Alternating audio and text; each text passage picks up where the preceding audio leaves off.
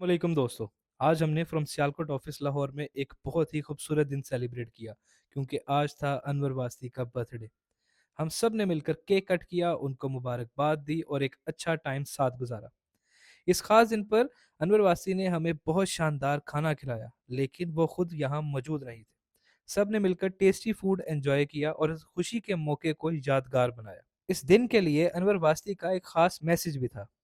उनका कहना है कि बचपन से उन्हें अपना बर्थडे सेलिब्रेट करना ज़्यादा पसंद नहीं था, क्योंकि उन्हें लगता था कि ज़िंदगी का एक और साल कम हो गया है। लेकिन अब वो समझ चुके हैं कि वक्त गुजर रहा है, इसलिए सिर्फ एक दिन सेलिब्रेट करने के बजाय हमें हर दिन, हर लम्हा और हर ब्लेसिंग को अप्रिशिएट करना चाहिए। हमें ग्रेटफुल रहना चाहिए, अपने आप को समझना चाहिए और ज़िंदगी में आगे बढ़ते रहना चाहिए।